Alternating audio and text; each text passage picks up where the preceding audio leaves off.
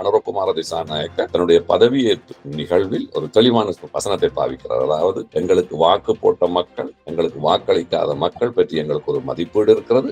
அவர்களுடைய உணர்வு வெளிப்பாடு எப்படி இருக்குது? அவர்கள் வெறுமனே மகிழ்ச்சி வெள்ளத்தில் இருக்கிறார்களா அல்லது ஒரு பொறுப்புணர்வை பெற்றிருக்கிறார்களா? மிக பாரிய அழுத்தத்திற்குள் அவர்கள் இருக்கிறார்கள் என்பதுதான் என்னுடைய பார்வை. ஜேவிபிக்கு தமிழ் மக்கள் இந்த முறை இவ்வளவு மடங்கு அதிகமாக கனதியாக வாக்களித்திருக்கிறார்கள் நினைக்கிறீங்க? உண்மையிலேயே இலங்கையில் அரசியல் கலாச்சாரத்தில், அரசியல் கொள்கைகளில் ஒரு மாற்றம் வர வேண்டும் என்ற நிதானமான வாக்காளர்களின் வாக்குகளாக நான் பார்க்கிறேன். கட்சியிலேயே வைக்கிறார்கள், அது வைக்கிறார்கள், இது வைக்கிறார்கள் என்றெல்லாம் போராடுகின்றவர்கள் கடைசியில போய் அவர்களுக்கு தான் வாக்கு சேர்க்கிறவர்களாக இருக்கிறார்கள். தமிழ் தேசியமும் தமிழ் பிற்போக்கு சக்தியும் தொடர்ந்து தமிழ் சமூகத்தினுடைய தலைக்குள்ளே ஜேவிபி இனவாத சக்தி என்று சொல்லுகிறார்களே ஒழிய, இந்த இனவாதத்தை யுத்தத்தை நடத்தி இலங்கையினுடைய ஒட்டுமொத்த அரசியலையும் இனவாத சிறுபான்மை மக்களுக்கு எதிராக மாற்றிய அரசியலை செய்த ஐக்கிய தேசிய கட்சிக்கு எதிராக ஒரு வார்த்தை கூட பேசவில்லை.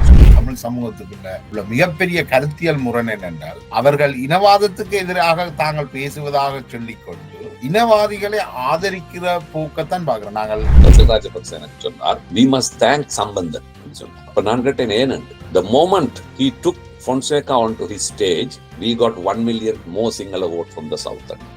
வணக்கம் நேயர்களே, இன்று மற்றொரு கலந்துரையாடலில் இலங்கை தேர்தல் சுமூகமாக முடிவெற்று எதிர்பாராத ஒரு ஆட்சி மாற்றம், கிட்டத்தட்ட இலங்கையில் ஏற்பட்ட ஒரு அரசியல் சுனாமியாக மேற்கு நாடுகளால் கருதப்படுகின்ற ஒரு நிலைமை உருவாக்கப்பட்ட பின், தேர்தல் தொடர்பாக எமக்கு ஏற்கனவே அறிமுகமான செல்லையா இக்னேசியஸ் மனோரஞ்சன் அவர்களை சந்திக்கின்றோம். மனோரஞ்சன் அவர்கள் நாங்கள் என்ற ஒரு இடதுசாரி அமைப்பையும் ஆரம்பித்து அதன் ஊடாக சில செயற்பாடுகளை முன்னெடுத்து வருகின்றார். அவரோடு நடந்து முடிந்த இலங்கை தேர்தல் தொடர்பாகவும், தேர்தலுக்கு ஆரம்பத்தில் இருந்து ஏவிபி என்பிபி அனுரகுமார திசாநாயக்காக ஆதரவாக களமிறங்கி இருந்தவர். அவருடைய அனுபவங்களையும் இப்பொழுது அவர் எப்படி உணர்கின்றார் என்ற விஷயங்களையும் நாங்கள் உரையாடுவதுடன், எதிர்காலத்தில் ஜேவிபியிடம் இருந்து எவ்வாறான மாற்றங்களை மக்கள் எதிர்பார்க்க முடியும் என்பது தொடர்பாகவும் உரையாட இருக்கின்றோம். வணக்கம் மனோரஞ்சன். வணக்கம் ஜெயவாரன். அப்படி என்றால், இப்ப இந்த தேர்தலுக்கு பிறகு நான் நினைக்கிறேன் நீங்கள் ஒரு மிகுந்த ஒரு மகிழ்ச்சியான ஒரு சூழல்ல இந்த தேர்தலை சந்திச்சிருக்கிறீர்கள். மக்கள் உங்களுக்கு நீங்கள் கேட்டதற்கு சார்பாக வாக்களித்திருக்கிறார்கள். உணர்வுகள் எப்படி இருக்கு? இப்ப குறிப்பாக நீங்க சொன்னது போல் மகிழ்ச்சியாக இருக்கின்றது. மகிழ்ச்சியா இருக்கிறதுக்கு 3 காரணம் நாம் வச்சிருக்கிறோம். ஒன்று, இலங்கையினுடைய 75 வருட இந்த பிரபுத்துவ மேல்தட்டு வர்க்க அல்லது ஆளும் வர்க்கமாக, நாங்கள் இடதுசாரித்துவ கருத்தியல் ஆளும் வர்க்கம் என்று சொல்லுகின்ற கைகளில் இருந்து சாதாரண கீழ்மட்ட அடிமட்ட உழைக்கும் மக்களை பிரதிநிதித்துவப்படுத்துகின்ற ஒரு சக்திக்கு மக்கள் பெரும்பான்மையான வாக்குகளை அளித்திருக்கிறார்கள் என்பது முதலாவது விடயம். அது இன மத மொழி பேதங்களுக்கு அப்பா. இரண்டாவது மிக முக்கியமான விடயம், இந்த முறை தேர்தலில் மிக பலமாக சவாலுக்கு விடுக்கப்பட்டது 48ஆம் ஆண்டில் இருந்து இன்று வரை, கடந்த 2019 தேர்தல் வரை முன்னெடுத்து செல்லப்பட்ட இனவாத மதவாத அரசியல் என்பது. அதுதான் எங்களுடைய அரசியலின் அடிநாதமாக இருந்தது. அது பாரிய சவாலுக்கு உட்படுத்தப்பட்டது. மூன்றாவது மிக முக்கியமான விடயம், ஒரு தேசிய கட்சியை, நீண்ட காலத்துக்கு பிறகு ஒரு தேசிய கட்சியை, ஒரு முற்போக்கான தேசிய கட்சியை நம்பிக்கையோடு பார்த்து வடக்கு கிழக்கில் இருக்கின்ற 1 லட்சத்துக்கு கிட்டத்தட்ட 1 லட்சம் மக்கள் தமது வாக்குகளை அளித்திருக்கிறார். அவர்களுடைய வாக்கு வீதம் கணிசமாக உயர்ந்திருக்கிறது. அது மட்டுமல்ல, முஸ்லிம் மக்களும் மலையக மக்களும் கூட, மலையகத்திலும் கூட கிட்டத்தட்ட 1 லட்சம் வாக்குகள் என்பிபிக்கு வழங்கப்பட்டிருக்கிறது. இது இந்த 3ம் தான் என்னுடைய மகிழ்ச்சிக்கான பிரதானமான காரணம். உண்மையிலேயே ஜேவிபி கூட இந்த வெற்றியை எதிர்பார்த்திருக்கவில்லை. பெரும்பாலும் அவர்கள் கணிசமான வாக்குகளை எடுப்பார்கள் என்ற நம்பிக்கை அவர்களுக்கு இருந்தது. ஆனால் அதிகாரத்தை கைப்பற்றலாம் என்ற அளவுக்கு அந்த நம்பிக்கை இருந்திருக்கும் என்று நான் நினைக்கல. நீங்கள் என்ன நினைக்கிறீங்க? ஆனால் அதை அப்படி உள்ள இருந்தது என்பதும் எனக்கு தெரியும். ஏனென்றால் அவர்கள் என்னோடு நெருக்கமாக பழகிய நபர்கள், முக்கியமானவர்கள் என்பிபி என்ற அமைப்புக்குள்ளும் இருக்கிறார்கள், ஜேவிபி என்ற அமைப்புக்குள்ளும் இருக்கிறார்கள். மிக உயர்ந்த மட்டத்தில் இருந்தவர்கள், நடுத்தர மட்டத்தில், கீழ்மட்டத்தில் இருந்தவர்கள் எல்லோரும் எங்களுக்கு மக்கள் கூட்டத்தை பார்த்து பழகி போன கட்சி. நாங்கள் ஒரு கட்டத்தில் நாங்கள் கோல்ஃபேஸை கூட நிரப்பி காட்டினோம். மஹிந்த ராஜபக்ச கோல்ஃபேஸை நிரப்பினார் என்று போட்டு நாங்களும் ஒரு மேதினத்துக்கு கோல்ஃபேஸை நிரப்பி, ஆனால் எங்களுடைய வாக்குகள் 3 வீதத்துக்கு அங்கால் போகவில்லை. ஆகவே இந்த வருகின்ற மக்கள் எங்களுடைய கொள்கைகளை ஏற்று வருகிறார்களா அல்லது இருந்த ஆட்சிகளின் மீதான கோபத்தினால் வருகிறார்களா என்பதை எங்களால் வாக்கு முடிந்ததன் பின்புதான் சொல்ல முடியும் என்றது அவர்கள் இறுதி வரை உள்ளுக்குள் நடந்த விஷயம், பேசிய விஷயம். ஆனால் ஒரு விதத்தில் அவர்களுக்கு ஒரு ஷாக் இருக்கிறது. அதாவது தங்களை நம்பி கிட்டத்தட்ட அரை வாசிக்கு அண்மித்த மக்கள் தங்களை நம்பி ஓட்டு போட்டிருக்கிறார்கள் என்பது, தெளிவான ஓட்டை கொடுத்திருக்கிறார்கள் என்பது அவர்களுக்கும் ஒரு ஆச்சரியமான விடயம் தான். இரண்டாவது விடயம், தங்களுக்கு எதிரான வாக்குகளும் கணிசமாக இருக்கின்றன, அதை நாங்கள் நிதானமாகத்தான் முன்னோக்கி போக வேண்டும் என்பதும் அவர்களுடைய பார்வையாக இருக்கிறது. அதை நீங்கள் பார்த்திருப்பீர்கள். அனுரகுமார திசாநாயக்க தன்னுடைய பதவியேற்பு நிகழ்வில் ஒரு தெளிவான வசனத்தை பாவிக்கிறார். அதாவது, எங்களுக்கு வாக்கு போட்ட மக்கள், எங்களுக்கு வாக்களிக்காத மக்கள் பற்றி எங்களுக்கு ஒரு மதிப்பீடு இருக்கிறது, எங்களுடைய வெற்றி பற்றியும் எங்களுக்கு ஒரு சரியான மதிப்பீடு இருக்கிறது. அது ஒரு மிக முக்கியமாக அவர், நான் நினைக்கிறேன், மக்களுக்கும் தன்னுடைய அமைப்புக்கும் கட்சிக்கும் தலைவராக சொன்ன செய்தியாகத்தான் நான் பார்க்கிறேன். இப்ப இந்த தேர்தல் முடிந்த பிறகும் அவர்களுடைய மத்திய குழு உறுப்பினர்களுடன் சில சமயம் அனுராவுடன் உங்களுக்கு பேசக்கூடியதாக இருந்திருக்கும். அவர்களுடைய உணர்வு வெளிப்பாடு எப்படி இருக்கு? இது அவர்கள் வெறுமனே மகிழ்ச்சி வெள்ளத்தில் இருக்கிறார்களா அல்லது ஒரு பொறுப்புணர்வை பெற்றிருக்கிறார்களா? எப்படி பாக்குறீங்களா? எப்படி தெரியுது அவர்கள்? எனக்கு பார்க்க ஒரு மிக பாரிய அழுத்தத்திற்குள் அவர்கள் இருக்கிறார்கள் என்பதுதான் என்னுடைய பார்வை. ஏனென்றால் தாங்கள் கேட்ட அதிகாரத்தை மக்கள் தந்து விட்டார்கள். மக்கள் தங்களுடைய இறைமையின் வாக்கு மூலம் அந்த அதிகாரத்தை தங்கள்கிட்ட தந்துட்டார். இப்ப வெறும் வாக்குறுதிகள் மட்டுமல்ல, தாங்கள் கொள்கை ரீதியாக சொன்ன விடயங்கள் எல்லாவற்றையும் நிறைவேற்றியாக வேண்டும். வெறுமனே கொடுத்த வாக்குறுதிகளை நிறைவேற்றுகிறோம் என்று போட்டு சில பேரை சிறையில் அடைப்பதும், சில நபர்களை சில பதவிகள் அமர்த்துவதும், சில என்ன சொல்ற அந்த புருஷா விளையாட்டுக்குத்தான் அவை தீர்வு அல்ல என்றது அவர்களுக்கு தெரியும். மற்றது அவர்கள் ஒரு கட்டத்திலே அனுர சொன்னார், எங்களுடைய இந்த தேர்தல் விஞ்ஞாபனத்தை நாங்கள் பாராளுமன்றத்திலே ஒரு யாப்போடு இணைக்கின்ற ஒரு சட்டமாக, ஒரு பில்லை கொண்டு வந்து அதை ஒரு சட்டமாக ஆக்க வேண்டும். எங்களுடைய 5 வருடத்தில் நாங்கள் செய்வோம் என்று சொன்னவற்றை செய்ய வேண்டும், மாற்றுவோம் என்றவற்றை மாற்ற வேண்டும். அவற்றை செய்யாமல் போனால் மக்கள் எங்களை மீண்டும் அழைப்பதற்கு அவர்களுக்கு ஒரு ஆணையை நாங்கள் கொடுப்பதற்கான சட்ட மூலங்களை கொண்டு கூட சொல்லியிருக்கிறார். இதையெல்லாம் செய்வதற்கு பாராளுமன்றத்தில் தங்களுக்கு அதிகப்படியான ஆசனங்களை பெறுவது எப்படி என்பது ஒரு மிகப்பெரிய மன அழுத்தமாக அவருக்கு உள்ளே இருக்கிறது. அதை நோக்கித்தான் அவர்கள் நகர்ந்து கொண்டிருக்கிறார். இந்த உடனடியாக அவர்கள் பாராளுமன்றத்தை கலைத்து தேர்தலுக்கு தங்களை போவதற்கு தயார் பண்ணி கொண்டதும் கூட அதனுடைய அடிப்படையிலே தான். ஆனால் கீழ்மட்டத்திலே வாக்கு போட்டவர்களிடையே ஒரு வித குதூகலிப்பும், ஒரு மிகப்பெரிய ஒரு வெற்றியை அடைந்து விட்டோம் என்ற இயல்பான அந்த வெற்றி களிப்பு இருக்கு. கட்சியாக, அமைப்பாக, தலைவர்களாக அவர்கள் மிகப்பெரிய ஒரு அழுத்தத்துக்குள் இருக்கிறார்கள் என்பது அவர்களுடைய உரைகளில் இருந்து, அவருடைய முகங்களில் இருந்து கூட தெரிகிறது. இப்ப இந்த தேர்தல்களை நாங்கள் பாப்பமாக இருந்தால், யாழ்ப்பாணம் உட்பட்ட இந்த வடக்கு கிழக்கு தமிழ் பிரதேசங்கள்ல ஜேவிபி கணிசமான வாக்குகள் எடுத்திருக்கு. சிங்கள மக்கள் தென்பகுதியோடு ஒப்பிடும் பொழுது அது குறைவாக இருந்தாலும் தமிழ் பகுதிகளில் ஜேவிபி நீங்கள் குறிப்பிட்டது போல 1,00,000க்கும் மேற்பட்ட வாக்குகள் எடுத்திருக்கிறார்கள்.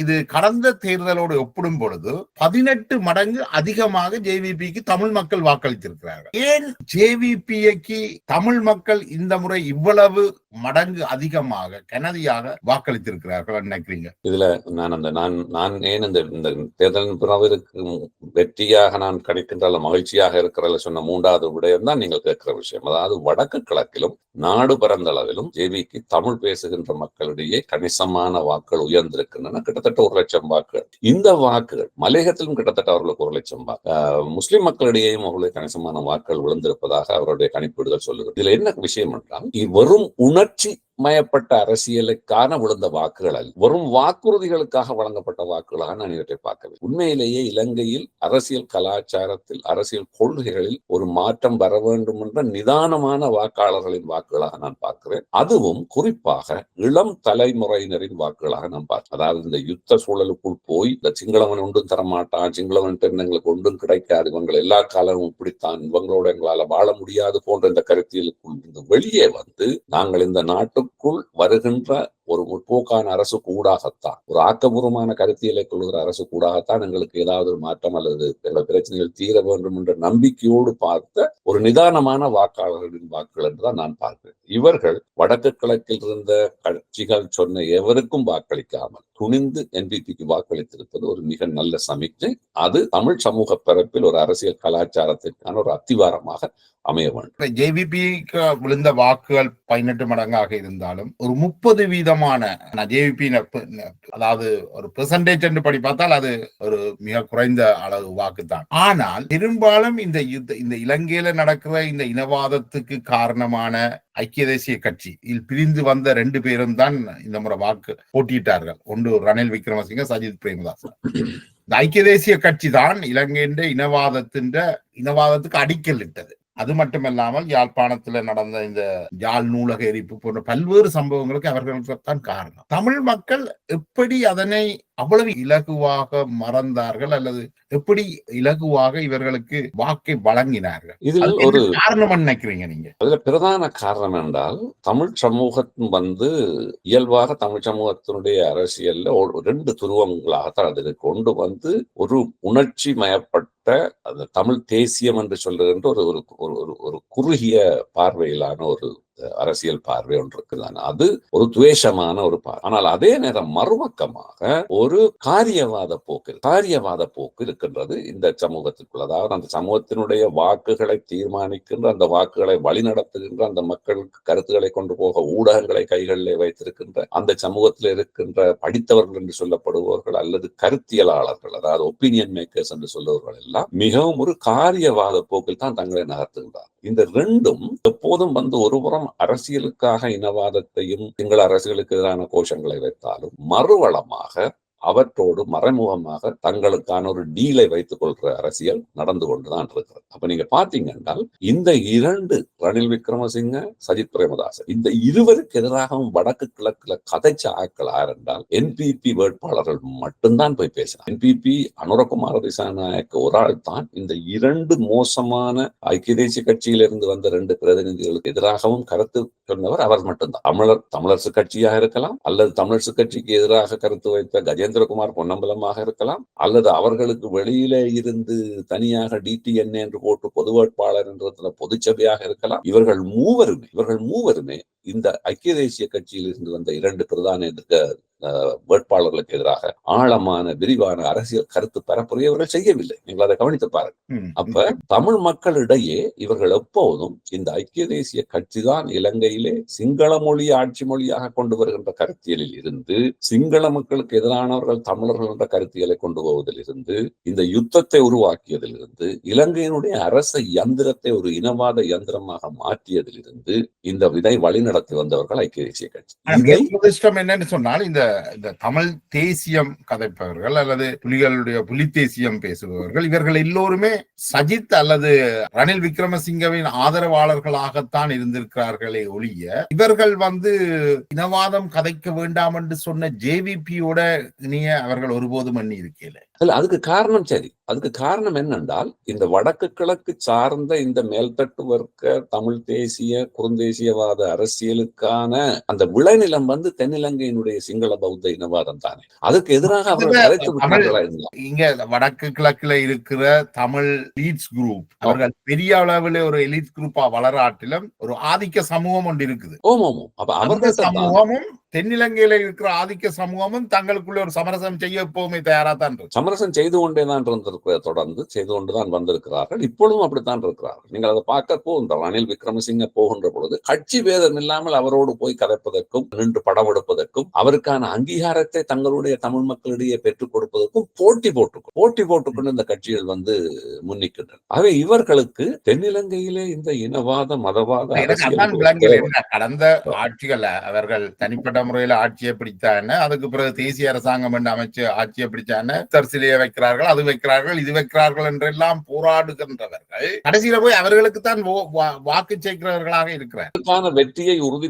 அவர்களுக்கான வெற்றியை உறுதிப்படுத்துவதன் மூலம்தான் தங்களுடைய அரசியல் இருப்பை இந்த போராட்டங்கள், இந்த குருந்தூர் மேல போராட்டம், வெடுக்குநாரி மேல போராட்டம் என்றதெல்லாம் ஒரு அல்லது இந்த காணாமலாக்கப்பட்டவர்கள் போராட்டம் என்றதெல்லாம் என்ன ஒரு மக்களை ஏமாற்றுகின்ற ஒரு வித்தியாகத்தான் வச்சுக்கிறார்கள் நினைக்கிறீங்க? வேற என்ன நினைக்கிறீங்க? அதாவது தென்னிலங்கையிலே அரசாங்கம் இப்படியான குருந்தூர் மலை, வெடுக்குநாரி மலை மற்றும் சிங்கள விகாரைகளை அமைப்பது போன்றவை வடக்கு கிழக்கில் இருக்கிற இனவாத அரசியலுக்கு தேவையானவற்றை தென்னிலங்கையிலே செய்து கொடுப்பதுதான் அவருடைய வேலை. அவர்கள் சொல்கிறார்களே ஜேவிபி என்றது அல்லது என்பிபி என்றது ஒரு சிவப்பு பயங்கரவாதம் அல்லது ஜேவிபி மிக மோசமான ஒரு இனவாதிகளாகத்தானே அவர்கள் இன்னும் ஜேவிபியை காட்டுகிறார்கள். அதுக்கு எதிராக ஜேவிபி என்ன செய்ய இருக்குது? இப்ப முக்கியமாக இந்த ஜேவிபியை இனவாதிகளாக காட்ட வழிகிட்டவர்கள் தமிழர்கள், தமிழ் யாழ்ப்பாணத்தில் இருக்கின்ற தமிழ் தேசிய அரசியலும் அதற்கு ஆதரவாக இருந்த தென்னிலங்கையில் இருந்த ஐக்கிய தேசிய கட்சி என்கின்ற அந்த இனவாத அரசியலும் தான் ஜேவிபியை இனவாதிகளாக முதல் காட்ட வழிகிட்டு. அதாவது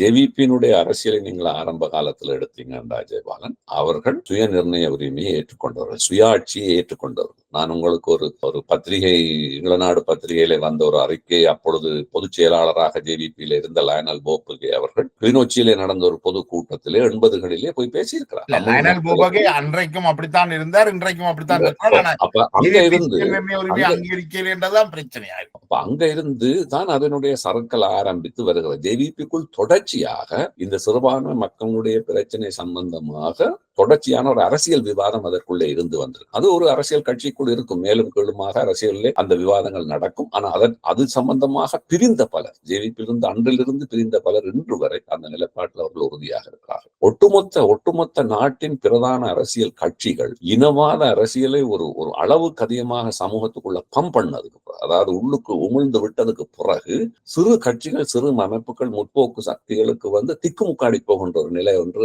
ஏற்படும். உதாரணமாக வடக்கு கிழக்கில் உங்களுக்கு தெரியும், வடகிழக்கில் பல்வேறு முற்போக்கு சக்திகள் இருந்தன, பல்வேறு இடதுசாரி தூப்போக்குள்ள அமைப்புகள் இருந்தன, இன ஐக்கியம் பற்றி பேசிய சக்திகள் இருந்தன, தொழிலாளர் வர்க்கம், உழைக்கும் வர்க்கத்தை பற்றி பேசிய விடுதலை அமைப்புகள் இருந்தன. என்ன நடந்தவை? எல்லாம் தமிழீழம் என்ற பேச்சில் எல்லாமே அடிபட்டு போனோம். அது போனது மட்டுமல்ல, அந்த இடதுசாரி கொள்கையில் இருந்தவர்களும் பிறகு புலிகள் மாதிரி தமிழ் தேசியத்துக்கு வந்து விட்டார். நான் இருந்த அமைப்பை சேர்ந்த NLFT இருந்தவர்களும், PLFT இருந்தவர்களும், EPRLF இருந்தவர்களும், ஈரோஸில் இருந்தவர்கள் எல்லாம் கிட்டமிட்ட புலி அரசியல் பேசுகின்ற அளவுக்கு வந்து விட்டார். அப்ப இது என்னென்றால், அந்த பெரும் போக்கான அரசியல் ஆட்கொண்டதன் பின்பு அது சிறு அமைப்புகள், சிறு கட்சிகளை ஒரு நிதானம் இழக்க செய்து விடுகின்றது. இப்ப உதாரணமாக நீங்கள் ஐரோப்பாவில் இருக்கிறீர்கள், இங்கே இருக்கின்ற இந்த இனவாத சக்திகள், நியோநாசிஸ்ட், மற்றது இந்த குடியேற்ற சமூகங்களுக்கு எதிரான அரசியலை தூண்டிவிட்டால் இன்றைக்கும் அது கொழுந்து விட்டு எரியும். ஆஸ்திரேலியாவிலிருந்து அமெரிக்கா வரைக்கும் அதுதான் நிலை. ட்ரம்ப் வெல்லுகின்ற பொழுது மெக்சிகன்ஸுக்கு எதிராக, கருப்பவர்களுக்கு எதிரான அரசியல் அங்கே மேலே வருகின்றது. மதில் கட்டுவேன், குறுக்க அமெரிக்காவுக்கும் மெக்சிகோக்கும் குறுக்க ஒரு மதில் கட்டுவேன் என்று சொல்லியே வந்தார். அவ்வளவு கீழ்த்தரத்துக்கு அவர்களால் இறங்க முடியும். கனடா போன்ற ஒரு நாட்டில் ஒரு மூன்றாவது பெரிய கட்சியா இருக்கிற NDP என்ற கட்சியினுடைய தலைவர் இறந்த பொழுது அவருடைய மனைவி ஒரு சீன சமூகத்து பின்னணி உள்ளவர். அவர் அந்த மூன்றாவது கட்சி, அதாவது கிட்டத்தட்ட ஆல்டர்னேட்டிவ் பார்ட்டி என்று சொல்கிற கட்சியில அவர் தலைமைத்துவத்துக்கு வருகின்ற பொழுது, போட்டியிடுகின்ற பொழுது அவருக்கு எதிரான கருத்தியல் எப்படி பரப்பப்பட்டது என்றால், என்ன மூன்றாவது மாற்று கட்சியும் சீன பின்னணியிலே அவரை போற அந்த சீனர்களுக்கு எதிரான கருத்து இந்த கனடா போன்ற லிபரல் நாட்டில் கூட பரப்பப்படும். இதெல்லாம் உங்களுக்கு தெரியும். ஆகவே ஜேவிபி என்கின்ற அமைப்பு தொடர்ச்சியாக போராடி கிட்டத்தட்ட அது 2009-10 ஆண்டுகளிலே முழுமையாக அந்த யுத்தத்துக்கு ஆதரவு அளிக்கின்ற நிலைக்கு போய், அதற்குள் இருந்த சோமவங்ச அமரசிங்க, விமல் வீரவங்ச, நந்தன குணத்திலக்க போன்றவர்கள் மஹிந்தவோடு தொடர்புகளை ஏற்படுத்தி முழு கட்சியையும் இந்த யுத்தத்துக்கு ஆதரவான அமைப்பாக கொண்டு போகின்ற பொழுதுதான் ஜேவிபிக்குள் மிகப்பெரிய ஒரு விவாதம் ஆரம்பிக்கப்படுகிறது. நாங்கள் எங்களுடைய ஆரம்பித்த கொள்கை என்ன என்று நாங்கள் என்ன செய்து கொண்டிருக்கிறோம். அதன் அடிப்படையிலே தான் சோமவங்ச அமரசிங்க கட்சியிலிருந்து வெளியேற்றப்படுகிறார். அதற்கு முன்னரே அவர்கள் வெளியேற்றத்துக்கு முதலே விமல் வீரவங்ச போன்ற ஒரு பச்சை இனவாதி அதிலிருந்து தானே வெளியே போய் மஹிந்தவோடு சேர்கின்றார். நந்தன குணத்திலக்க களுத்துறை மாவட்டத்தைச் சேர்ந்த பாராளுமன்ற உறுப்பினராக இருந்தவர், அவரும் வெளியேறி போய் அங்கே பதவி எடுக்கின்றார். அதற்கு பின்னர் அந்த அமைப்பு சுத்தப்படுத்தப்படுகின்றது. அதில் பிரதான செயலாளரான பில்வின் சில்வாவும் அவரும் கட்சிக்குள் இருந்த பல்வேறு முற்போக்கானவர்களும் சேர்ந்துதான் அனுரா போன்ற ஒரு மொடரேட்டான ஒரு இளம் நபரை மேலே தலைவராக பிரேரித்துக் கொண்டு வருகிறார். அதில் இருந்துதான் அந்த மாற்றம் ஆரம்பிக்கிறது. அதிலிருந்து அவர்கள் அனுரா தலைவராக கட்சிக்கு வந்த பொழுதுதான் 2010 ஆண்டு முதலாக அவர்கள் மஹிந்தாவை தோற்கடிப்பதற்காக சரத் பொன்சேகாவை அவர்கள் பிரேரிக்கிறார்கள். அதிலே அவர்கள் தோல்வி காண்கிறார்கள். அந்த பிரச்சாரத்தின் பொழுது நான் ஜேவிபியோடு நேரடியாக அனுராவுக்கு பலவத்தாளர்களுடைய தலைமை காரியாலயத்தில் வைத்து நான் அவருக்கு சொல்லி போட்டு வந்தேன். அனுராகுமார் திசாநாயக்கருக்கு, நீங்கள் ஒரு மிகப்பெரிய ஒரு விஷப்பரீட்சையை செய்கிறீர்கள். அதாவது மஹிந்தா போன்றவர் ஒரு இனவாதியாக இருந்தாலும், ஒரு சிங்கள பௌத்த தலைவராக இருந்தாலும் 5 வருஷத்துக்கு பிறகு அவர் நிச்சயமாக தேர்தலுக்கு போவார். ஆனால் ஒரு இராணுவ தளபதியை நீங்கள் கொண்டு வந்தீர்களா இருந்தால் இலங்கை, பங்களாதேஷ் போன்று, பாகிஸ்தான் போன்று, பிலிப்பைன்ஸ் போன்று மிக கொடூரமான ஒரு இராணுவ ஆட்சிக்குள் போகும். இன்னொரு 15-20 வருஷத்துக்கு நாட்டுக்கு மீழ்ச்சியே இல்லாமல் போகும், தேர்தலே நடைபெறாது என்று சொன்னேன். நான் அந்த முறை மஹிந்தாக்கு வேலை செய்தேன். அதே போல் சரத் பொன்சேகா தோற்று போனார். ஆனால் அதே நேரத்தில் அவர்கள் அதை புரிந்து கொண்டார்கள். பின்னர் அதன் பிறகு 2015 ஆண்டு மஹிந்தாவை தோற்கடிப்பதற்காக அவர்கள் தேர்தலிலே வேட்பாளரை போடவே இல்லை. MP மைத்ரிபால சிறிசேனவை வெல்ல வேண்டும் என்று வெளியிலே நின்று ஆதரித்தார். ஆரம்பித்தார்கள். தங்களுடைய வேட்பாளரை கூட அவர்கள் வாபஸ் பெற்று போடாமலேயே பொறுப்பான ஒரு அரசியலை செய்து 40 வருஷம் தாங்கள் பரம்பரையாக ஆளப்போகிறோம் என்ற இந்த மஹிந்த குடும்பத்தை வீட்டுக்கு அனுப்புவதில் ஒரு கணிசமான பங்கை அன்று ஜேவிபி ஆற்றியது. அதிலிருந்துதான் அதனுடைய மாற்றத்தின் ஆரம்பி 2015க்கு பிறகு அவர்கள் என்பிபி என்ற ஒரு வடிவத்தை உருவாக்கி அதற்குள் பல்வேறு முற்போக்கு அல்லது ஜனநாயக பூர்வமான லிபரலான சக்திகள் வருவதற்கான கதவுகளை திறந்துவிட்டு அதனூடாக தங்களுக்கு கிடைத்த ஒரு பாராளுமன்ற தேசிய பட்டியல் சீட்டை ஹரிணி அமர்சூரிய போன்ற ஒரு நபருக்கு கொடுத்து கதவுகளை திறந்து விட்டதன் மூலம் அவர்கள் மீண்டும் பழைய தங்களுடைய அந்த அரசியல் நோக்கி ஒரு கணிசமான பயணத்தை அவர்கள் ஆரம்பித்தார். அதனுடைய வெற்றி தான் இன்றைக்கு என்பிபி இருக்கிறது. ஆனால் இந்த தமிழ் தேசியமும் தமிழ் பிற்போக்கு சக்தியும் தொடர்ந்து தமிழ் சமூகத்தினுடைய தலைக்குள்ளே ஜேவிபி இனவாத சக்தி என்று சொல்லுகிறார்களே ஒழிய இந்த இனவாதத்தை யுத்தத்தை நடத்தி இலங்கையினுடைய ஒட்டுமொத்த அரசியலையும் இனவாத சிறுபான்மை மக்களுக்கு எதிராக மாற்றிய அரசியலை செய்த ஐக்கிய தேசிய கட்சிக்கு எதிராக ஒரு வார்த்தை கூட பேசவில்லை. அது கொஞ்சம் அதான் ஒரு கருத்தியல் முரணா இருக்குது. என்னென்றால் அந்த தமிழ் சமூகத்துக்குள்ள உள்ள மிகப்பெரிய கருத்தியல் முரண் என்னென்றால் அவர்கள் இனவாதத்துக்கு எதிராக தாங்கள் பேசுவதாக சொல்லிக்கொண்டு இனவாதிகளை ஆதரிக்கிற போக்கத்தான் பாக்குறோம். நாங்கள் ஒரு கட்டத்துல தேர்தல், அதாவது யுத்தம் முடிவுக்கு பிறகு நடந்த தேர்தல்ல சரத் பொன்சேகாவை ஆதரிக்கிறார்கள். அதுக்கு பிறகு காலங்காலமாக பாத்தீங்கன்னா தமிழர் விடுதலை கூட்டணியா இருக்கட்டும், தமிழ் தேசிய கூட்டமைப்பா இருக்கட்டும், இவர்களுடைய நெருக்கம் பெரும்பாலும் இனவாத சக்திகளோடு தான் அந்த நெருக்கம் தொடர்ச்சியாக இருந்திருக்கு. நான் உங்களுக்கு ஒரு விஷயத்தை சொல்றேன் ஜெயபால். 2009ஆம் ஆண்டு 2010ஆம் ஆண்டு தேர்தல், அந்த தேர்தலின் பொழுது சம்பந்தன் இறுதியாக போய் மஹிந்தாவிடம் பேசிவிட்டு வெளியே வந்து சொன்னார், தமிழ் மக்களை இனப்படுகொலை செய்த மஹிந்தாவை நாங்கள் ஆதரிக்க மாட்டோம் என்று அறிக்கை விட்டார். கொழும்புல வெளியே வந்து அறிக்கை விட்டார். விட்டு முடிந்த அடுத்த கிழமை சரத் பொன்சேகாவை மேடையிலே ஏற்றினார் யாழ்ப்பாணத்தில். ஐக்கிய தேசிய கட்சி, ரணில் விக்ரமசிங்க, மனோ கணேசன், இப்படி எல்லாரையும் இணைத்து சரத் பொன்சேகாவை மேடையிலே ஏற்றினார். எல்லோருக்கும் ஒரு ஆச்சரியமாக இருந்தது. தமிழ் மக்கள் கூட இந்த யுத்தத்தை வழிநடத்திய ஒரு இராணுவ தளபதிக்கு ஓட்டு போடுங்கள் என்று இவர்கள் தமிழ் மக்களிடம் போய் கேட்கலாம் என்ற ஒரு துணிவர்களுக்கு வருகிறத பாருங்க. அதாவது அந்த அளவுக்கு ஒரு ஏ பொலிட்டிக்கல் என்று ஆங்கிலத்திலே சொல்லுவார்கள். அரசியல் அற்ற சமூகமாக தமிழ் சமூகத்தை மாற்றி வைத்திருக்கிறார் இந்த ஊடகங்கள் எல்லாம். ஆனா மக்கள் வெளிப்படைந்திருக்கிறார்கள் நினைக்கிறேன் இந்த தேர்தல். அதான் நான் ஏன் இது சொல்ல வந்த விடயம் என்னென்றால், இந்த தேர்தல் எல்லாம் முடிந்ததுக்கு பிறகு நான் உங்களுக்கு சொன்னேன், நான் மஹிந்தாவுக்கு தான் வேலை செய்தேன் நான் சொன்னேன். அப்ப அவருடைய சகோதரனான பெசில் ராஜபக்ச எனக்கு சொல்லிய விஷயத்தை நான் உங்களுடைய ஊடகத்துக்கு கூட வெளிப்படுத்துகிறேன். என்றால் பெசில் ராஜபக்ச எனக்கு சொன்னார், we must thank சம்பந்தன் என்று சொன்னார். அப்ப நான் கேட்டேன் ஏன் என்று. The moment he took Fonseca onto his stage, we got 1 million more single vote from the south. அதாவது அப்படியே சொன்னார், சம்பந்தனுக்கு நாங்கள் நன்றி கூற வேண்டும். ஏனென்றால் அவர் பொன்சேகாவை மேடையிலே ஏற்றிய மறுகணம் எங்களுக்கு மேலதிகமாக 10 லட்சம் ஓட்டு தென்னிலங்கையில இருந்து கிடைத்தது. எங்களுடைய வெற்றி அதோடு உறுதி செய்யப்பட்டது என்று சொன்னார். அப்ப இவர்கள் இப்படித்தான் இந்த அரசியலை செய்கிறார். அப்ப இந்த தமிழரசு கட்சியோ கூட்டமைப்போ என்ன செய்கிறது என்றால், பாரம்பரியமாக தென்னிலங்கையிலே இனவாத சக்திக்கு தேவையான அரசியலை வடகிழக்கில் செய்வதன் மூலம் தங்களுடைய அரசியல் அதிகாரத்தை இவர்கள் ஸ்திரப்படுத்துகிறார்.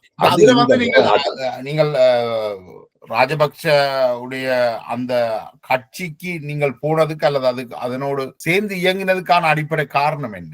2 காரணம். ஒன்று, ராஜபக்ச புலிகளை வென்றதன் பின்பு அவர்களுக்கு மிக அருமையான ஒரு வாய்ப்பு இருந்தது. சிங்கள மக்களிடையே இனிமேல் இந்த நாட்டிலே இனவாத மதவாத அரசியலை செய்யாமல் முன்னோக்கி, சரி நாங்கள் போரிட்டது புலிகளுக்கு எதிராகத்தான், தமிழ் மக்களுக்கு எதிராக அல்ல, இந்த சிறுபான்மை மக்களுக்கு இந்த 13ஆம் திருத்த சட்டம் 13+ என்றெல்லாம் மஹிந்த தருவதாக சொன்னார் தானே. அப்ப அதை நான் சந்திரிகாவோடும் வேலை செய்தேன் என்ற வகையிலே அடிப்படையிலே அந்த 13+ மஹிந்தாவை பண்ணி கொடுக்க பண்ண முடியுமா என்ற ஒரு விருப்பத்தில் தான் அங்கே போனேன். 2வது விடயம், அந்த முக்கியமாக தமிழ் மக்களிடையே இருந்து போராளிகள் இருந்து 10,000-15,000 போராளிகள் வந்து சரண்டர் பண்ணி அவர்களுக்கான புனர்வாழ்வு நடவடிக்கைகள் அங்கே நடந்தன. 3வது, வடகிழக்கிலே வாழ்ந்த அந்த அகதிகளிடையே போய் புனர்வாழ்வு வேலைகள் செய்வது போன்ற பல்வேறு நோக்கங்களை கொண்டு நான் அங்கே வேலை செய்தேன். அதிலும் சிங்கள மக்களிடையே மஹிந்தாவினுடைய அந்த இருக்கிற அந்த பாப்புலாரிட்டியை வைத்து தென்னிலங்கையிலே ஒருவித மதவாதமற்ற ஒரு அரசியல் ஒரு களத்தை உருவாக்க முடியுமா என்ற நம்பிக்கையில் போனோம். ஆனால் அது நான் தனியாக போனது மட்டுமல்ல, பல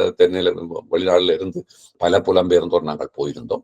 அந்த அடிப்படையிலே அங்கே போய் பணியாற்றுகின்ற பொழுது எங்களுக்கு தெரிந்த விடயம் என்னவென்றால், அவர்கள் அதே சிங்கள பௌத்த இனவாதத்தை முன்னோக்கி கொண்டு செல்ல போன்ற மனநிலையை அவர்கள் இருந்தார்களே ஒழிய அதிலிருந்து மாறுவதற்கு அவர்கள் தயாராக இருக்கவில்லை. அதுக்குரிய பொலிட்டிக்கல் விஸ்டம் அந்த ஞானம், அந்த மேதமே அவர்கள்ட்ட இருக்கு. ஆகவே நான் அதிலிருந்து வெளியேறிவிடும். ஆனால் பொன்சேகாவுக்கு எதிராக நான் வேலை செய்தது காரணம், பொன்சேகா போன்ற தன்னுடைய வாழ்க்கையை மிலிட்டரி லைஃப்ல வச்சிருந்த ஒரு மனுஷனால் ஜனாதிபதியாக இலங்கையில் வருவாராக இருந்தால் அது ஒரு மிக மோசமான ஒரு ராணுவ ஆட்சி நிலைக்கு இலங்கை போகும். அது இருந்ததை விட மோசமான ஒடுக்குமுறையை இலங்கை சிறுபான்மை மக்களுக்கும் ஏனைய சகல மக்களுக்கும் கொண்டு வரும் என்ற அடிப்படையிலே நான் அங்கே வேலை செய்தேன். என்னுடைய முடிவு சரி என்பதை பொன்சேகானுடைய அரசியலை பார்க்கின்ற பொழுது எல்லோருக்கும் என்று தெரிகிறது.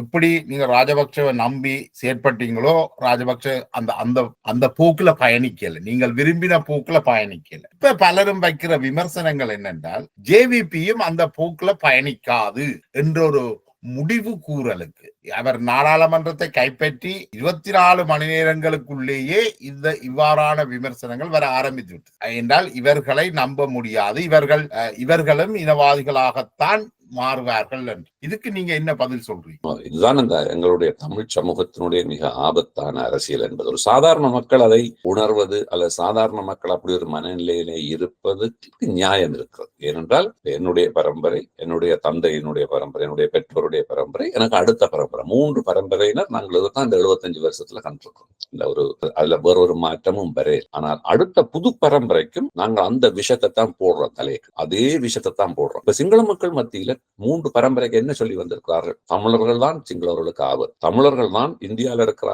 7 கோடி தமிழனோட சேர்ந்து இலங்கையை நாசமாக்க போறான். முஸ்லீமை நம்ப முடியாது, இவனுக்கு இங்கதான் இலங்கையில வாழ்ந்தாலும் இவன் மனம் முழுக்க சவுதி அரேபியாலையும் மத்திய கிழக்குல தான் இருக்கிறது. இவங்களுக்கு இலங்கை தேசத்தை விட இவங்க தங்களோட அரபி மொழியையும் அவங்களோட கலாச்சாரத்தையும் தான் முஸ்லீம் நம்புறான் என்ற கருத்து தான் சிங்கள மக்களுக்குள்ள விதைக்கப்பட்டிருக்கு. எப்படி தமிழ் சமூகத்துக்குள்ள 3 தலைமுறையினருக்கு இந்த கருத்து இருக்கிறதோ அதே விடயம் சிங்கள மக்களுக்குள்ளேயும் இருக்கின்றது. இப்ப நாங்கள் என்ன செய்ய வேண்டும் என்றால், இது ஒரு பக்க விஷயம். சிங்கள சமூகத்திற்குள் போய் பணியாற்றுவதற்கான கதவுகளை திறப்பதற்கான முயற்சியிலே தமிழ் அரசியல் சக்திகள், முற்போக்கு சக்திகள் தங்களுக்கான களங்களை திறக்க வேண்டும். உதாரணமாக 1995ஆம் ஆண்டு சந்திரிகா அதிகாரத்துக்கு வந்த பொழுது ஓரளவுக்கு அவர் அந்த களத்தை எங்களுக்கு திறந்து தந்தார். அவருடைய கட்சியில இருந்த பழைய வயது போன பாராளுமன்ற உறுப்பினர்கள் அல்ல, அந்த யங் குரூப், அதாவது இளம் பாராளுமன்ற உறுப்பினர்கள், மங்கள சமரவீர, எஸ்பி திசாநாயக்க, டிலான் பெரேரா, தல சலஹ பெரும, நாலந்த எல்லாவல, சாலிந்த திசாநாயக்க, இப்படி பல்வேறு இளம் தலைமுறையினரை தான் சந்திரிகா என்னோடு தொடர்படுத்தி சொன்னார். மனோரஞ்சன் வருகின்ற பொழுது சிங்கள கிராமங்களில் இந்த தமிழ் மக்களுடைய பிரச்சனை சம்பந்தமாக பிரச்சாரப்படுத்துவதற்கான வாய்ப்புகளை செய்து கொடுங்கள் என்று. அதன் மூலம்தான் சந்திரிகாவால் ஓரளவிற்கு சிங்கள மக்கள் மத்தியிலே இந்த இனப்பிரச்சனைக்கு யுத்தம் தீர்வு அல்ல, அரசியல் தீர்வு தான் இதற்கு நிரந்தர தீர்வு என்ற கருத்தை கொண்டு போகக்கூடியதாக இருந்தது. அந்த அரசியல் தலைமை பீடத்தில் அந்த விஷன் இருந்தது. அதை அவர் தன்னுடைய கட்சிக்குள்ளே கீழ் வரைக்கும் கொண்டு போக முயற்சித்தார். அந்த கட்சியினுடைய கட்டுமானம் அதற்கு கதவுகளை திறந்து விட்டது. அதன் மூலம்தான் பாராளுமன்றத்துக்கு யூனியன் ஆஃப் ரீஜன், இலங்கை ஒரு பிராந்தியங்களின் கூட்டமைப்பு. இலங்கையில நடந்த தேர்தல்கள்ல சந்திரிகா பண்டாநாயக்க குமாரதுங்கவுக்கு மட்டும்தான் தென்பகுதி மக்களும் வடபகுதி மக்களும் கணிசமான அளவில வாக்களித்து வெற்றி பெற்றவர். அதற்கு பிறகு நடந்த அல்லது அதற்கு முன் நடந்த தேர்தல்கள் எல்லாம் தென்பகுதி மக்கள் ஆரை தீர்மானிக்கிறார்களோ வடபகுதி மக்கள் அவர்களுக்கு வாக்களிக்கிறது இல்லை. அது ஒரு சைக்காலஜியா இருந்து வருது. வரப்போகின்ற பாராளுமன்ற தேர்தல்ல இந்த நிலைமையில மாற்றம் இருக்கும் என்று நினைக்கிறீங்களா? இப்ப என்னென்றால், இப்ப நடந்து முடிந்த ஜனாதிபதி தேர்தல்ல தமிழ் மக்கள் கடந்த காலத்திலும் பார்க்க 18 மடங்கு அதிகமாக ஜேவிபிக்கு வாக்களிச்சிருக்கிறார். 1000 சொச்சம் வாக்குகளை பெற்ற ஜேவிபி இப்ப 20,000 30,000 வாக்குகளை எடுக்குது. அது ஒரு 18 மடங்கு அதிகமான வாக்குகளை பெறுகிறார். இந்த நிலை இது பாராளுமன்ற தேர்தலையும் தொடருமா, அல்லது பாராளுமன்ற தேர்தலில் தமிழ் மக்கள் மீண்டும் தமிழ் தேசிய பக்கம் சாகிறதுக்கான வாய்ப்பு இருக்கா? எப்படி பாக்குறீங்க நீங்க? ரெண்டும் இருக்கிறது. ஆனால் இதுல நான் இந்த பாராளுமன்ற தேர்தலை ஏன் நான் முக்கியமாக பார்க்கிறேன் என்றால், என்பிபி என்கின்ற அமைப்பு அல்லது அதுக்குள்ள ஆளுமை செலுத்துகின்ற ஜேவிபி என்ற அமைப்பிற்கு ஒரு மிகப்பெரிய பொறுப்பும் அவருடைய கைகளுக்கு வந்திருக்கு. அதாவது தங்களை நம்பி 1 லட்சம் மக்கள் வடக்கு கிழக்கில் வாக்களித்திருக்கிறார்கள் என்பது, தங்களை நம்பி மலையகத்தில் 1 லட்சம் மக்கள் வாக்களித்திருக்கிறார்கள் என்பது, முஸ்லிம் மக்கள் தங்களை நோக்கி திரும்பி இருக்கிறார்கள் என்பது, 3 விடயம் அவர் கவனத்தில் எடுக்க வேண்டும். அது மட்டுமல்ல, தங்களுக்கு கிடைத்த அந்த வாக்கை தங்களுக்கான பிரதிநிதிகள், இது சிங்களவர்கள் வடக்கு கிழக்கை அபகரிக்கிற விடயம் அல்ல, தமிழ் மொழி பேசுகின்ற பிரதிநிதிகளை வடக்கு கிழக்கில் இருந்த ஓரளவிற்கு முற்போக்கான இடதுசாரித்துவ கருத்தியல் கொண்ட சிறுபான்மை மக்களுடைய பிரச்சனைகளை உணர்ந்த வேட்பாளர்களை தமிழ் பகுதிகளில் இருந்து, மலையகத்திலிருந்து, முஸ்லிம் பகுதிகளில் இருந்து அவர்கள் அந்த தேர்தலுக்குள் களமிறக்குவதன் மூலம் தங்களுக்கான பிரதிநிதித்துவத்தை அவர்கள் நிலைநிறுத்திக் கொள்வது என்பதை நோக்கி அவர்கள் நிதானமாக நகர அவ்வளவுத்துக்கு வேண்டும். தமிழ் ஒவ்வொரு இலங்கையில இருக்கிற ஒவ்வொரு பாராளுமன்ற தொகுதிக்குமான வாக்காளர்களை நிறுத்துவதற்கான உறுப்பினர்கள் ஜேவிபியிடம் இருக்கிறார்களா? குறிப்பாக வடக்கு கிழக்குல நிறுத்துவதற்கான உறுப்பினர்கள் ஜேவிபியிடம் இருக்கிறார்களா? இப்ப என்னை பொறுத்த வரையில நீங்க பாத்தீங்க என்றால் இந்த 18 மாத அவர்களுடைய தேர்தல் பிரச்சாரத்திலே பல தனிநபர் அல்லது சிறு குழுக்கள் அல்லது சில சமூக அமைப்புகளை சேர்ந்தவர்கள் என்பிபியை நோக்கி, ஜேவிபி என்பதை விட அந்த என்பிபி என்ற குடை அமைப்பின் கீழ் தங்களை இணைத்துக் கொள்வதற்கு முன் வந்திருக்கிறார். மலையகத்தை சேர்ந்தவர்களும் அப்படித்தான், முஸ்லிம் சமூகத்தை சேர்ந்தவர்களும் அப்படித்தான். முற்காலத்தில் இன்று அவர்கள் பெற்றுக்கொண்ட இந்த அரசியல் சுனாமிக்கு பிறகு அவர்களுக்கு அப்படியானவர்கள் வரலாம். அதுக்கு முதல் அவர்கள்ட்ட இருந்திருக்கிறார்களா? என்னை பொறுத்தவரையிலே மிக குறுகிய அளவில். இப்ப சில இடத்துல உண்மையாக வடக்கிலே நீங்க பாத்தீங்கன்னா யாழ்ப்பாணத்திலே போய் நின்று 2009 இருந்து பணியாற்றியவர் சந்திரசேகரன், ராமலிங்கம் சந்திரசேகரன். அவர் மலையகத்தை சேர்ந்தவர். அதுக்கு காரணம் என்ன? வடகிழக்கிலே அப்படி ஒருவரே இல்லை என்றதான் அர்த்தம். ஏன்னா வடகிழக்குல நீங்கள் புலிகளோட அரசியலுக்கு பிறகு தமிழ் சமூகத்துக்குள்ளேயே இடதுசாரித்துவ அரசியல் செய்வதற்கு ஆட்கள் இல்லாம போனதுக்கு பிறகு என்பிபி போன்ற ஒரு அமைப்புக்கு, ஜேவிபி போன்ற ஒரு அமைப்புக்கு அப்படியான நபர்கள் கிடைப்பது மிகவும் சரிதான். அது மட்டும் இல்ல, முன்னிலை சோசியலிச கட்சி என்ற ஒரு அமைப்பு போய் வடகிழக்குல வேலை செய்ய முயற்சிக்கிறது. அது இன்றைக்கு சுயநிர்ணய உரிமையை அங்கீகரிக்க வேண்டும் என்று சொல்லி வேலை செய்யறது. அதற்கும் கூட இன்றைக்கு பெரிய அளவுல ஆக்டிவிஸ்ட் இல்லை, ஒரு சிலர் தான் அங்கேயும் இருக்கிறார். அது என்னென்றால் அந்த அளவுக்கு தமிழ் சமூகத்திற்குள்ள இந்த இடதுசாரித்துவ அரசியல் என்பதே ஒரு தீண்டத்தகாத சாமான் என்ற கருத்தியலை தொடர்ச்சியாக கொண்டு போகிறார். இன்று வரைக்கும் அது அப்படித்தான் இருக்கு. இதுதான் தமிழ் சமூகத்தில் இருக்கிற மிகப்பெரிய ஒரு தடை. அப்ப எங்களுக்கு 2 பிரச்சனை கொண்டு வடகிழக்கில் ஒரு முற்போக்கான அரசியலை கொண்டு வருகிறது. இரண்டாவது, அந்த வடகிழக்கு அரசியல் செய்கின்ற முற்போக்கு சக்திகள் தென்னிலங்கையிலே இருக்கிற தங்களுக்கான களங்களை திறந்து கொள்வது. அப்ப என்பிபியினுடைய இந்த வெற்றிக்குள்ள வடகிழக்கு அரசியல் செய்பவர்கள் 2 விடயத்தை செய்யணும். ஒன்று, என்பிபியோடு இணைவதன் மூலம் அல்லது இணைந்து ஏதோ ஒரு கூட்டு முன்னணிக்கு வருவதன் மூலம் சிங்கள மக்கள் மத்தியிலே இந்த பிரச்சனையை ஒரு நிரந்தர தீர்வுக்கு நீங்கள் கொண்டு போக வேண்டும் என்ற கருத்தியலை தமிழ் பக்கத்திலிருந்து சிங்களவர்களுக்கு கொண்டு போவதற்கு நாங்கள் என்பிபி என்ற மேடையை பாவிக்க வேண்டும். என் போன்றவர்களுடைய பணி, என் போன்றவருடைய நோக்கம் என்பிபியில் போய் இணைந்து அவர்களிடம் பதவி பட்டங்கள் பெறுவது அல்ல. அந்த சிங்கள மக்கள் மத்தியிலே எப்படி நாங்கள் 90 கடைசி பகுதியிலே செய்தோமோ அதே போன்று இந்த இனப்பிரச்சனையை தீர்ப்பதற்கான சிங்கள மக்களிடையான மனமாற்ற, தமிழ், சிங்கள, முஸ்லிம், மலையகம் என்கின்ற 4 தேசிய இனங்களும் சமத்துவமாக வாழக்கூடிய ஒரு அரசியல் யாப்பிற்கு கையெழுத்துகின்ற நிலைக்கு அந்த பெரும்பான்மை சிங்கள மக்களை கொண்டு வருவதற்கான ஒரு பாசிட்டிவான ட்ரெண்டை நாங்கள் உருவாக்க வேண்டும். அதற்கு என்பிபி போன்றவர்கள் கதவு திறக்க பண்ண வேண்டும். அதுக்கு நாங்கள் டிப்ளமசி, அரசியல் அழுத்தம், இன்னொரு பரப்புரை போன்றவற்றை நாங்கள் எங்களுடைய பக்கத்துல இருந்து செய்கிறோம்.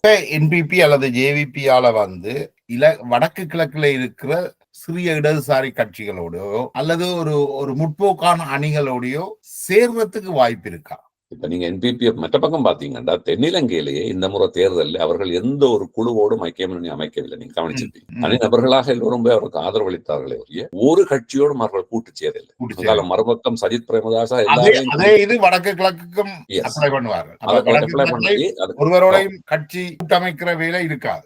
இல்ல செய்ய இல்லை. அவர் பொது ஜனாதிபதி தேர்தலில் அவர்கள் செய்ய இல்லை, தென்னிலங்கையிலையும் செய்ய இல்லை, வடக்கு கிழக்கிலையும் அவர்கள் பாராளுமன்ற தேர்தல் செய்வதற்கான வாய்ப்பு இருக்கிறது என்று நான் கருதுகிறேன். ஏனென்றால் பொது தேர்தல் என்று வருகின்ற பொழுது அவர்கள் தங்களுக்கு தேவையான அந்த பெரும்பான்மை ஆசனங்களை பாராளுமன்றத்தில் எடுத்து, அதை அறுதி பெரும்பான்மையை எடுத்துதான் அவர்கள் அரசு அமைக்க வேண்டும். 3-2 என்பது அதுக்கு அடுத்த கட்டம் 3-2க்கு போவது. ஏன்னா 3-2க்கு போக வேண்டும் என்றால் இலங்கையில 75% ஆட்சி அரசு கலாச்சாரத்தில் இவர்கள் சிங்கள பௌத்தம் கலாச்சாரத்தை 3-2 எடுக்கலாம். மஹிந்த ராஜபக்ச அல்லது கோத்தபாய எடுத்தனர். அதற்கு அவர்கள் போக மாட்டார்கள். போனால் அது இன்னொரு பெரிய பாரிய அழிவை கொண்டு வரும். அவர்கள் போக மாட்டார்கள் என்றதை நீங்கள் உறுதியாக சொல்ல முடியுமா? 2, அவர்கள் போக மாட்டார்கள் என்பது அரசியல் நம்பிக்கை. அவர்களை போக விடாமல் வைத்திருப்பது என்பது எங்களுடைய அரசியல் உத்தியாக இருக்க வேண்டும். நான் இந்த ரெண்டையும் சேர்த்துதான் நான் சொல்லுகிறேன். என்றால் அதற்கான அழுத்தத்தை நான் தமிழ் பக்கத்தில் இருந்து மட்டும் போட முடியாது, சிங்கள பக்கத்திற்குள்ளும் அதை நான் செய்து கொண்டிருப்பேன், செய்கின்றேன். நீண்ட காலமாக ஜேவிபிக்கு எதிராக இருந்த பலர் இன்றைக்கு இந்த தேர்தலில், ஜனாதிபதி தேர்தலில் அவருக்கு ஆதரவு வழங்கியவர்கள் லயனல் போப்பகையில் இருந்து பலர் ஊடாக அந்த அழுத்தத்தை நான் என்பிபிக்குள் கொண்டு போவேன். குறிப்பாக ஹரணி அமரசூரிய போன்றவர்கள், எனக்கு அனுரகுமார் திசாநாயக்க போன்ற ஒரு நபர் போன்றவர்களுக்கு கூட அந்த அழுத்தத்தை நாங்கள் கொண்டு போக வேண்டும். ஏன்னா என்பிபிக்குள்ளும் வந்து இந்த சிங்கள பௌத்த லைன்லேயே போய் இன்னும் கொஞ்சம் போய் ஒரு 3 எடுப்போம் என்ற விருப்பம் உள்ளவர்கள் இல்லாமல் இருக்க மாட்டார். என்றால் மனித சமூகம் அப்படித்தான். சரிதான். உலகத்தில் இருந்த மிகப்பெரிய புரட்சிகர கட்சிகளுக்குள்ள கூட மோசமான உடைவுகள் பிளவுகள் வந்திருப்பதை நாங்கள் வரலாற்றுல பார்த்தோம். அந்த அடிப்படையில அதை நோக்கி அவர்களை நகர விடாமல் வைப்பதற்கான எங்களுடைய உத்தி என்ன? முதலாவது. இரண்டாவது, அவர்கள் இப்பொழுது கடந்த தங்களுடைய 50 வருட அரசியல்ல ஒரு இன்னொரு பரிணாம வளர்ச்சிக்கு வந்திருக்கிறார்கள். இதிலிருந்து அவர்கள் பின்னோக்கி போக மாட்டார்கள் என்பது ஒரு அரசியல் நம்பிக்கை. இது ரெண்டும் சேர்த்து இந்த 2 காலால் இப்ப இந்த தேர்தல் வெற்றி என்றது வந்து ஒப்பீட்டளவுல இனி வரப்போற பாதையோட ஒப்பிடும் பொழுது இது வந்து கொஞ்சம் இலகுவான வேலை. ஆட்சியை கைப்பற்றுன்றது ஒப்பீட்டளவுல இலகுவான வேலை. நாட்டில் இருக்கிற கலாச்சாரத்தை இதையும் மாற்றுன்றதோட ஒப்பிடும் பொழுது ஜேவிபி வந்து சர்வதேச நாடுகளுடைய குறிப்பாக மேற்குலகத்துக்கான ஒரு கட்சி அல்ல. ரணில் விக்ரமசிங்க கிட்டத்தட்ட ஒரு இன்டர்நேஷனல் ஸ்டேட்ஸ்மேனாகவே பார்க்கப்படுகிற ஒரு நபர், ஒரு முதலாளித்துவத்தின் ஒரு பிரதிநிதியாக. அப்ப அவர் ஆட்சிக்கு வாரதான் இது சர்வதேசம் விரும்பி இருந்தது. அடுத்தது இந்தியா கூட சஜித்தை மிக மிக தெளிவாக ஆதரித்திருந்தார்கள். இப்படி இருக்கின்ற ஒரு நிலைமையில அயல் நாடான இந்தியாவும் சர்வதேசமும் ஜேவிபி ஒரு நட்பு சக்தியாக பார்க்கல. அவர்கள் தவிர்க்க முடியாமல் ஜேவிபி வென்றதால ஏதோ அனுசரித்து போக வேண்டிய நிர்பந்தம் இருக்கு. ஆனால் சந்தர்ப்பம் கிடைக்கின்ற இடத்துல ஒரு ஆட்சி கலப்பை செய்வதற்கு அவர்கள் தயங்க மாட்டார்கள். இப்ப நாங்கள் பங்களாதேஷின் அனுபவத்தை பார்த்திருக்கிறோம், பாகிஸ்தான் அனுபவத்தை பார்த்திருக்கிறோம், ஏன் கோத்தபாயாண்ட அனுபவத்தையும் பார்த்திருக்கோம். இது ஒன்றுமே சர்வதேசத்தின் தலையீடு இல்லாமல் நடக்கும். ஜேவிபி அடுத்த இந்த 5 ஆண்டு கால பாராளுமன்றத்தை தாக்கு பிடிக்குமா? இது நாங்கள் அரசியல் ஆரூடம் ஒன்றும் கூற முடியாது. என்றால் அரசியல் என்பது ஒரு மிகப்பெரிய ஒரு சதுரங்க ஆட்டம் என்பதும் அது ஒரு கேம் தான். அது ஒரு பவர் கேம், உண்மையில் அதிகாரத்துக்கான கேம். இப்ப இலங்கையினுடைய வருகின்ற ஆட்சி அதிகாரத்தில் வருகின்ற சக்தி சம்பந்தமாக பிராந்திய சக்தி இந்தியா மட்டுமல்ல, சீனா, ரஷ்யா உட்பட மேற்கத்திய சக்திகள் ஐரோப்பா, அமெரிக்கா, இங்கிலாந்து போன்ற எல்லாரும் மிக உன்னிப்பாக கவனித்து வருகிறார்கள். நீங்கள் பார்த்தீங்கன்னா இலங்கைக்கு வெளியிலே இருக்கிற பிரதான நாடுகளுடைய எல்லா ஊடகங்களும் மார்க்சிஸ்ட் ஓரியன்டட் அல்லது Marxist political force came to power என்றதை மீண்டும் மீண்டும் மீண்டும் உச்சரிப்பதை நீங்கள் பார்த்திருப்பீர்கள். அவருடைய ஊடகங்கள் எல்லாவற்றிலும் அதை மிக அழுத்தமாக அவர் சொல்லுவதனுடைய சூக்குமம் என்னென்றால் இது ஒரு ஆபத்தானது என்ற சொல்லாமல் இதை சொல்லி வருகிறார். அது ஒரு விஷயம், அதை வேண்டும் என்றுதான் அவர்கள் செய்கிறார். அது தனியாக அந்த கட்சிகள் மட்டும் செய்வதல்ல, அந்த கட்சிகளை தாங்கி பிடித்திருக்கின்ற வர்க்கங்கள். இப்ப இந்தியாவில் இன்றைக்கு மோடியினுடைய கட்சி பிஜேபியை தாங்கி பிடித்திருக்கின்ற அந்த மிக பெரும் முதலாளி வர்க்கங்களுக்கு இது ஒரு ஆபத்தான என்றால் அவர்களுடைய முதலீடு சுரண்டல் எல்லாத்துக்கும் இது இந்த ஆட்சி பிரச்சனையை கொண்டு வரப்போகிறது. அவர்கள் போல வந்து எந்த ஒரு கேள்வியும் இல்லாமல் இலங்கையை முற்றுமுழுதாக இலங்கையினுடைய பூமியை கபலீகரம் செய்து கொண்டு போறதுக்கு ஒரு ஆட்சி இருக்குமா இருந்தால் அதுதான் அவர்களுக்கு வாய்ப்பாடு. ஆனால் இவ்வாறான சவால்களுக்கு முகம் கொடுக்கின்ற பக்குவமும் அதுக்கான ஒரு கட்சி கட்டமைப்பும் கருத்தியலும் என்பிபிக்கு இருக்க வேண்டும் என்றது ஒரு முக்கியமானது. இதற்கு ஆதரவாக சிறுபான்மை சமூகத்திலும் அரசியல் சக்திகள் உருவாகி இருக்க வேண்டும். அப்பதான் ஒரு ஒட்டுமொத்த நாடாக நாங்கள் அதை முகம் கொடுக்க முடியும். ஆனால் அந்த ஆபத்து இலங்கைக்கு இருக்கின்றது. என்றால் தமிழ் சமூகத்திற்குள் குறிப்பாக இந்த இலங்கையிலே இந்த அரசியல் போலரைசேஷன்ல தமிழ் சிங்கள அரசியல் என்பதிலே தமிழ் சமூக பரப்பிலே அதற்கான வாய்ப்பு மிக மிக மிக குறைவாக இருக்கிறது. அதைத்தான் நான் மிகவும் ஒரு ஆபத்தான சூழலாக பார்க்கிறேன். ஆனால் அதுக்கு மேலதிகமாக முன்னரை விட இப்பொழுது பல்துருவ அரசியல் தான் சர்வதேச அரங்கிலே இருக்கின்றது. முந்தி ரஷ்யா அமெரிக்கா இருதுருவம் இருந்தது, இப்பொழுது அது பல்துருவமாக மாறி சீனா என்கின்ற ஒரு சக்தி இருக்கின்றது, புரிக் என்கின்ற அமைப்புகள் இன்னொன்று இருக்கின்றன. மத்திய கிழக்கு நாடுகளே இன்று அமெரிக்க முகாமில் இருந்து பிரிந்து தங்களை வேறு பக்கம் தங்களை இணைத்துக் கொள்ள தயாராக இருக்கின்றன. இந்தியா கூட ஒரு வகையில் இந்த அமெரிக்கா போன்றவர்களோட சார்பாக நின்றாலும் இன்றைக்கு சுயமாக தங்களோட காலில் நின்று பல்வேறு முக்கிய பங்காற்றுது. மற்றது ரஷ்யா விட்ட எண்ணெய வேண்டி மேற்குக்கு விற்கிற தைரியம் அளவுக்கு இந்தியா நகர்ந்திருக்கின்றது. அப்ப ஐரோப்பா தன்னை அமெரிக்க இதுல இருந்து தன்னை கொஞ்சம் விலத்தி வைக்க பார்க்கிற இப்படியான பல்வேறு பல்துருவ அரசியலிலே எப்படி அதை ஒரு என்பிபி போன்ற ஒரு அரசியல் பார்த்து நகர்த்த போகிறது என்பது ஒரு மிக மிக ஒரு ஒரு குருவியின் தலையில பெணங்காய வச்ச மாதிரி இருக்குமா இப்ப? அப்படியும் நாங்கள் பார்க்கலாம். ஏன்னா இலங்கைக்குள்ள இந்த தேசிய நலனுக்கு எதிரான அரசியல் சக்திகள் முற்றாக பலமடைந்து விடவில்லை. அது அப்படியே இருக்கு. அந்த ஓட் பேங்க் உங்களுக்கு பார்க்க தெரியும். ரணிலுக்கும் சஜித்துக்கும் இருக்கிறது. அவர்கள் 2 பேரையும் ஒண்டா வாங்கோண்டு அழுத்தம் கொடுக்கிற 2 விதமான சக்திகளும் இன்றைக்கு இலங்கைக்குள்ள இருக்கின்றன. இந்த பொது தேர்தல் நாங்க பிரிஞ்சு நிற்க கூடாது, எல்லாரும் கூட்டா வந்து நாங்க பழையபடி இதுல இருந்து அடுத்த கேள்வி அதுதான். என்னென்றால் இப்ப ஜேவிபியால் தோற்கடிக்கப்பட்ட சிங்கள கட்சிகள் ஒரு பக்கமும், அங்கால தமிழ் கட்சிகள் அனைத்தும் தாங்கள் ஒரு பக்கமுமாக சேர்ந்து வரும் பாராளுமன்ற தேர்தலில் ஜேவிபியை தோற்கடிக்கலாம், என்பிபியை தோற்கடிக்கலாம் என்ற எதிர்பார்ப்போடு செயற்படுகிறார்கள். இலங்கையில தமிழ் மக்கள் ஒரு முக்கியமான காரணியா இருக்கிறோம். என்றால் கடந்த ஜனாதிபதி தேர்தலில் கூட பொது வேட்பாளராக பொது வேட்பாளர் ஒரு ஆளை நிறுத்துவதற்கான முடிவு அது இந்தியாவின் முடிவாகவும் சொல்லப்படுகிறது. அதாவது ஜேவிபிக்கும் என்பிபிக்கும் ரணிலுக்கும் போற வாக்குகளை தடுத்து சஜித்தை கொண்டு வரத்துக்காகத்தான் அந்த ஏற்பாடு செய்யப்பட்டதாக குறிப்பிடப்படுகிறது. இது சம்பந்தமாக நீங்கள் இதை எப்படி பாக்குறீங்க? அதுக்கு ரெண்டும் இருக்கிறதா இருக்குல்ல. ஒன்று, தமிழ் தேசம், தமிழ் உணர்வு என்று நேர்மையாக சிந்திச்ச ஒரு பிரிவும் இந்த பொது வேட்பாளர் இதுக்குள்ள இருக்கு. ஆனால் மறுபுறமாக நீங்கள் சொன்னது போல் எப்படி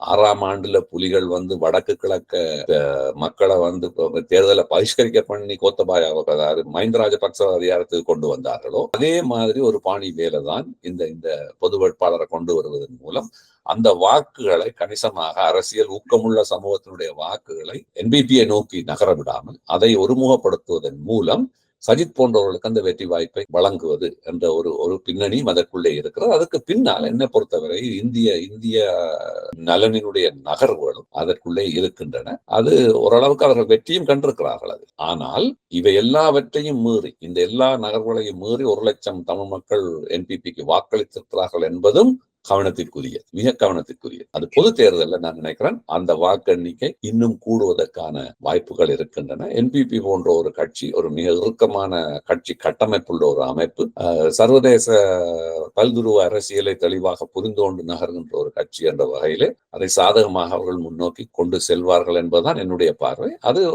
ஒரு தனியான சின்ன சவால் அல்ல, அது பெரிய சவால் தான். இல்ல, அது ஒரு முக்கியமான சவால். என்னென்றால் ஈஸ்டர் குண்டுவெடிப்பும் இந்தியா முழுமையாக அதை தெரிந்து வச்சிருந்தார். அந்த குண்டுவெடிப்புக்கு பிறகு யார் எங்கு குண்டு வெடிக்கும் என்ற மைனூட்டான விஷயங்களை கூட இந்தியா தெரிந்து வைத்திருந்திருக்கின்றது. இந்த குண்டுவெடிப்புக்கு பின்னணியில யார் காரணம் என்றது இதுமே வெளிவரையில்லை. இந்த பின்னணிகள்ல எல்லாம் பார்க்கின்ற பொழுது 1970களின் பிற்பகுதியில ஆரம்பிக்கப்பட்ட இந்த தமிழீழ கோஷமும் கூட அது வெறுமனே தமிழர்களுடைய கோஷமாக மட்டும் இருக்கல. அந்த கோஷத்துக்கு பின்னாலும் இந்தியா இருந்தது.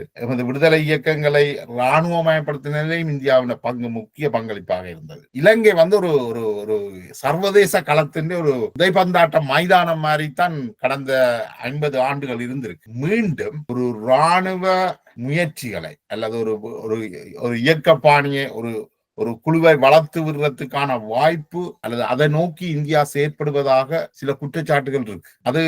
அதுக்கான வாய்ப்பு இருக்கா? அப்படியான ஒரு சந்தர்ப்பம் வந்தால் ஜேவிபியால அல்லது என்பிபியால இதை கையாள முடியுமா?